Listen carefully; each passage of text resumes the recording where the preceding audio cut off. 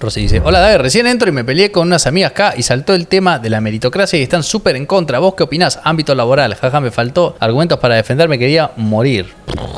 Y depende de por dónde lo estés encarando. Lo más fácil es decirle a la otra persona que la meritocracia, el concepto bien definido de meritocracia, no dice que dos personas deban que dos personas empiecen en el mismo lugar, ¿verdad? Porque esa es el hombre de paja que generalmente se le tira por la cabeza a la meritocracia, y es que se asume que cuando uno dice una persona llega a un lugar por su mérito, está en el vacío tratando de implicar que esa persona llegó desde 0 hasta 100, ¿no? Lo que uno dice cuando se refiere a que alguien llega por su mérito a donde está, en un sistema de libre empresa, de capitalismo de libre empresa, es que las personas, los agentes, con los recursos que tienen, si toman decisiones que asignen esos recursos de forma correcta, incluida su fuerza de trabajo y qué sé yo, van a tender a ser valoradas y posicionadas en lugares que correspondan a esa asignación de recursos, ¿no? A esa cantidad de valor que le dan a los demás. Pero el tema es que eso no rechaza para nada el problema del nepotismo. Generalmente cuando estamos hablando del ámbito laboral te van a decir, ¿cómo que meritocracia si hay gente que, no sé,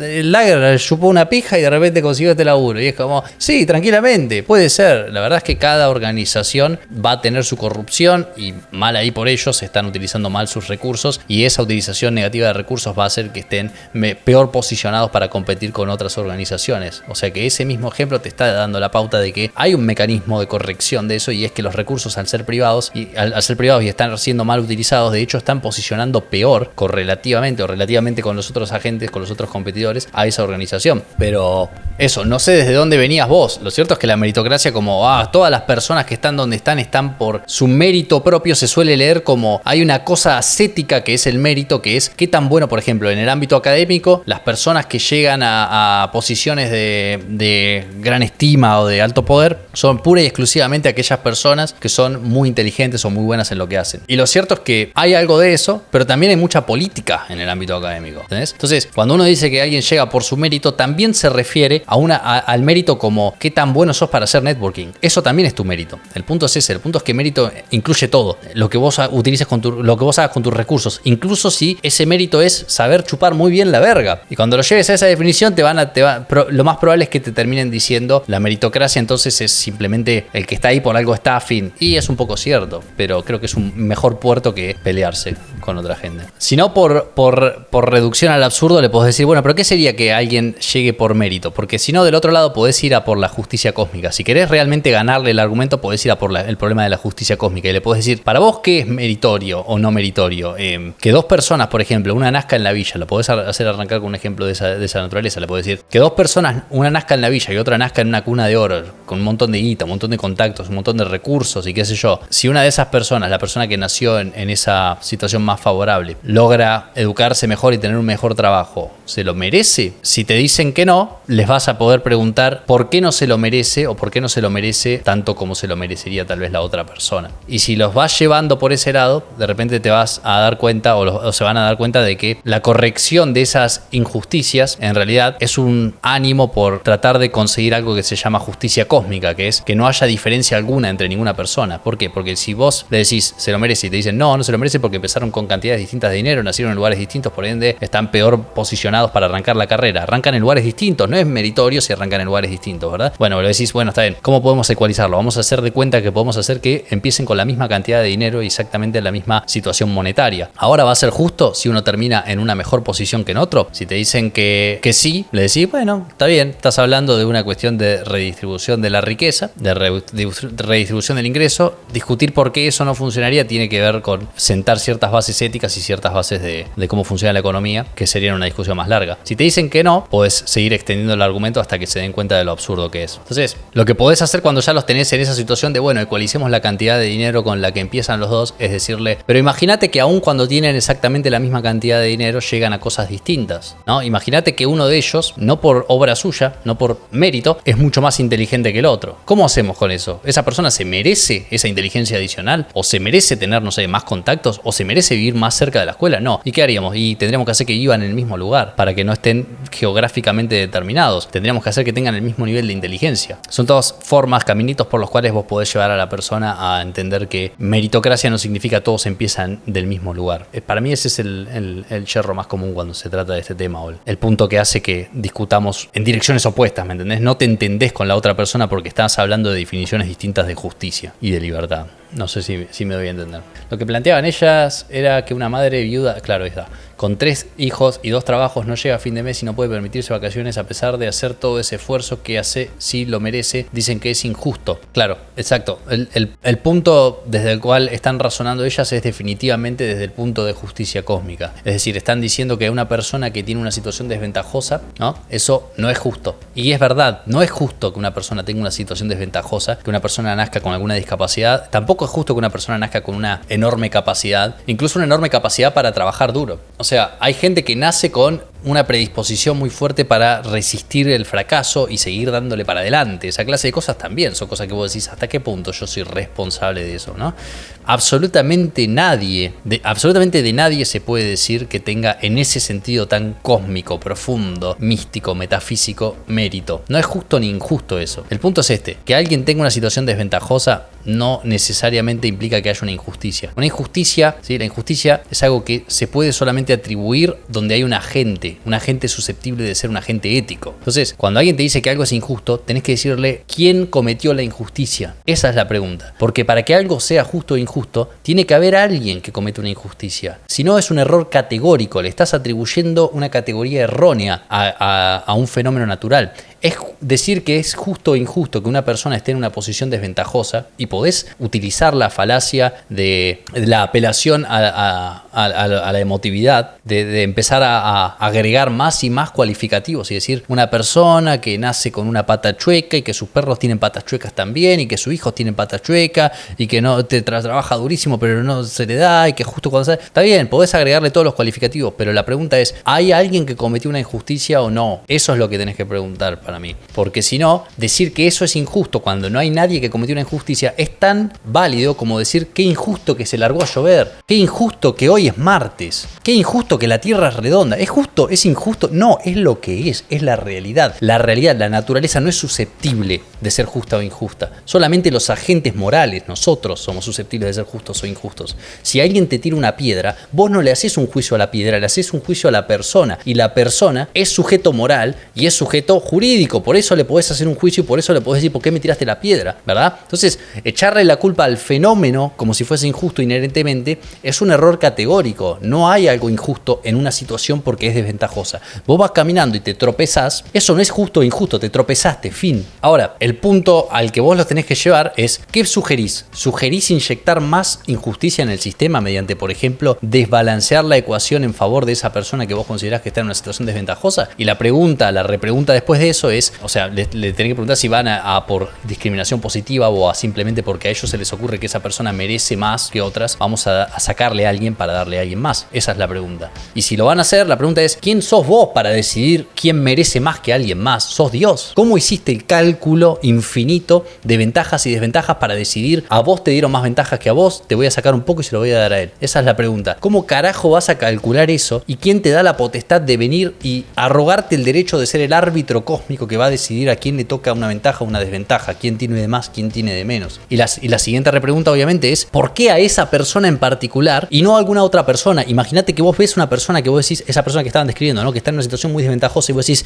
es injusto que esté en esa situación desventajosa, vamos a quitarle al resto para que esa persona esté mejor. ¿No es injusto para con las otras personas que viven en otro país, por ejemplo, que no te tienen a vos para balancear la ecuación? ¿No es injusto para con ellos que vos no estés ahí balanceando la ecuación en su favor? Es injusto también para ellos. Cuando entras en el juego de vamos a definir como injusto todo aquello que yo considere que sea desventajoso, es un acto de suma arrogancia en el cual entras en una vorágine de justicia cósmica, en una vorágine de voy a perseguir que el mundo sea horizontal, que el mundo sea una línea recta, no haya ninguna clase de diferencia. Y el resultado de eso va a ser peor para todos. O sea que si alguien nace exactamente como vos y llega al lugar en el que estás, pero no le gusta estudiar ni trabajar, ¿es más mérito que estudie y trabaje tanto como vos sin gustarle? Sí, es el argumento de Nietzsche, ¿no? El argumento de Nietzsche sobre Dios, que dice que un Dios que es omnibenevolente es totalmente inútil, porque para un Dios que es omnibenevolente, hacer el bien es inevitable. Si es todo bueno y su naturaleza es el bien, entonces no hay ninguna clase de mérito en eso, ¿verdad? Entonces la pregunta es, si hay una persona que está exactamente en la misma situación que vos, pero tiene, no sé, hambre ahora mismo, ¿esa persona tiene más mérito que vos si hace lo que vos estás haciendo? Si hay una persona que está en la misma situación que vos, pero le falta un brazo, ¿esa persona sería más merecedora de su éxito que vos porque tiene menos recursos que vos para empezar? Vas a entrar ahí en ese juego, en el mismo juego que estábamos definiendo antes, ¿no? De podés extenderlo hasta el infinito, y vas a llegar al punto en el cual la persona más meritoria, la persona que más merece todo, es aquella persona que no ha nacido y a la cual le deberíamos dar todo. Todos los recursos del mundo deberían ir a aquella persona hipotética que no nació, que no tiene forma de acceder a todos estos recursos. ¿Por qué? Porque una persona que está en tu situación pero tiene menos voluntad que vos, merece más que vos el éxito si se sobrepone a esa deficiencia de su voluntad y va a hacer lo que tiene que hacer, ¿no? Si esa misma persona tiene un brazo menos, merece, entre comillas, más ese éxito. ¿Por qué? Porque se sobrepone a esa falencia. Entonces, cuando lo empezás a extrapolar eso, te das cuenta que llegás al punto en el cual decís, la persona que más merece todo lo que todos nosotros tenemos ahora, no es ninguno de nosotros que existimos en este universo. La persona que más lo merece es aquel pobre diablo que no tuvo la fortuna de nacer. Ese es el que merece todo, porque él no tiene forma de acceder directamente a esta dimensión para interactuar con los elementos de la materia y llegar a alguno de estos logros que nosotros nos arrogamos como nuestros. Entonces vamos a darle todo en un altar a ese sujeto que no existe, que es aquel que más merece todo el éxito del mundo. Soy yo, dice Abelcito.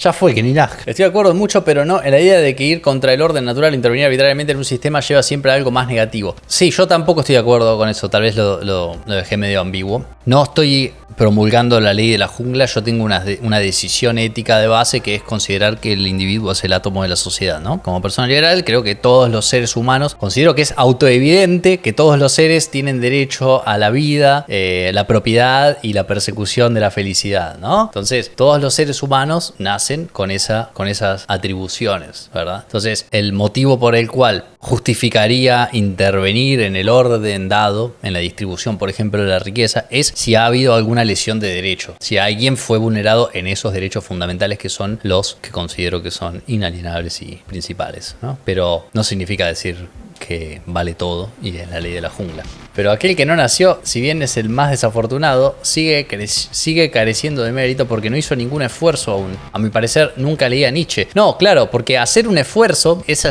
no es Nietzsche, ¿eh? A Nietzsche solamente le robé, creo que está en el Anticristo esto, la idea de que un dios omnibenevolente es un dios castrado y es un dios inútil y demás. A eso me refería. Pero esto es una boludez mía. Una boludez que se desarrolla a partir de tus comentarios, ¿no? Estimulado por eso. Pero el que no nació no hizo ningún esfuerzo, y eso es mérito. ¿Por qué? Porque el que no nació no hizo ningún esfuerzo, pero no tuvo la posibilidad de hacer ningún esfuerzo. Por eso merece más, si llevas ese argumento a su consecución final, ¿no? El chiste es ese, que aquel que tiene la posibilidad de hacer el esfuerzo y hace el esfuerzo, bueno, pero si ya podía hacer el esfuerzo, claramente, ¿no? Es como que me diga que esto yo lo suelto y cae para abajo. Y claro, si ya te estaban dadas las condiciones físicas para que caiga para abajo, lo meritorio, lo sorprendente sería que de repente empiece a flotar, ¿no? Es lo mismo.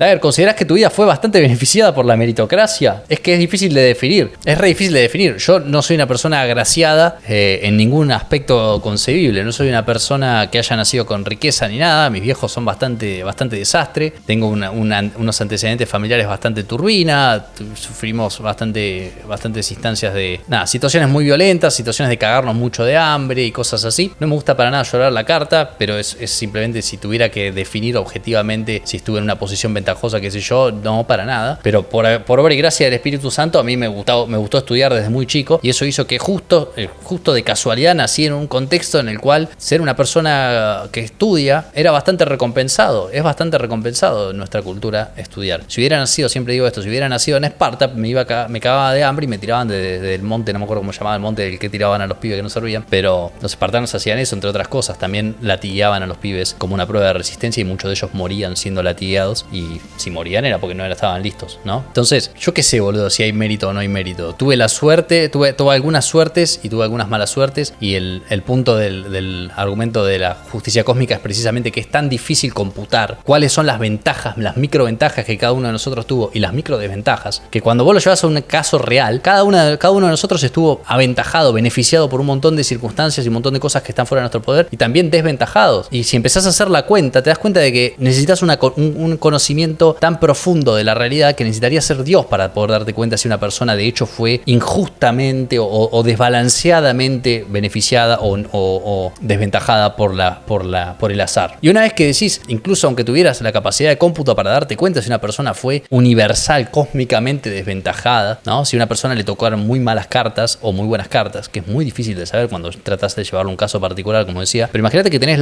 el conocimiento. ¿Realmente es tu rol inyectar más injusticia en el sistema a mano para tratar de justificar o corregir esas injusticias cósmicas? Ahí ya se vuelve una pregunta más no solo práctica, sino ética. Si estás realmente arreglando algo mediante inyectarle más injusticia al sistema. Yo personalmente creo que no, pero bueno, eso. Extremadamente cierto eso que decís, Dagger. La justicia y el merecimiento son dos conceptos arraigados exclusivamente al omnipotente. Es verdad, por eso se dice que es justicia cósmica lo que uno generalmente está hablando implícita o explícitamente. O, si te gusta más la dicotomía, igualdad de resultados contra igualdad de condiciones, ¿no? Una persona de cepa liberal generalmente va a abogar por la igualdad de condiciones, en el sentido de que no haya obstáculos, en el sentido de libertad negativa, ¿no? No en el sentido de que todos tengan acceso exactamente a las mismas oportunidades, porque las oportunidades dependen de no solamente que la oportunidad esté ahí, sino de otros factores, como que vos seas capaz de acceder a esa oportunidad, de aprovechar esa oportunidad y de darle el mejor uso. Si tenés dos personas y vos decís quiero que no haya ninguna clase de injusticia en el sistema, vas a terminar con una sola persona. La única forma de eliminar todas las diferencias y todas las injusticias cósmicas que vas a encontrar es literalmente resumir toda la humanidad a un arquetipo de persona que sea la única persona y que por ende no haya ninguna clase de desigualdad. Y lo peor es que esas desigualdades son las que permiten el arbitraje que se llama economía. Son esas desigualdades entre nosotros las que permiten que algunos seamos mejores para unas cosas y otros para otras, y que podamos dedicarnos a aquellas cosas para las que somos mejores con los recursos disponibles, y que podamos intercambiar entre nosotros y mejorar el estado de todos por el principio de ventaja comparativa. Pero no seas modesto, Dagger. Si sos estudioso sigue siendo mérito. Imagino que cuando peor sea el piso y más alto llegues, más beneficiado sos. Si te hiciste millonario vendiendo droga, es mérito por no tener escrúpulos. Sí, no lo pinto como modestia, está todo bien. Yo laburo mucho y laburo muy duro. Generalmente me tomo un pase ante la... No, mentira.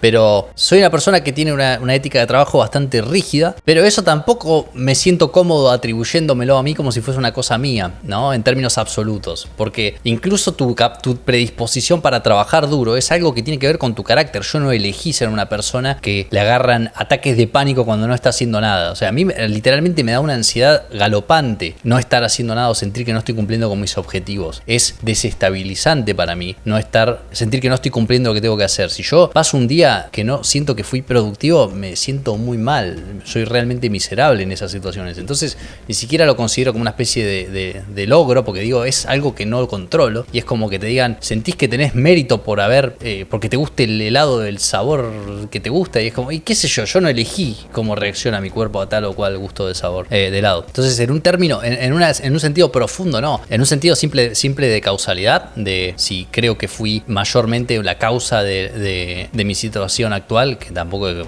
que tirando manteca al techo, llego a fin de mes como cualquiera, ¿no? Pero sí, claramente, sí.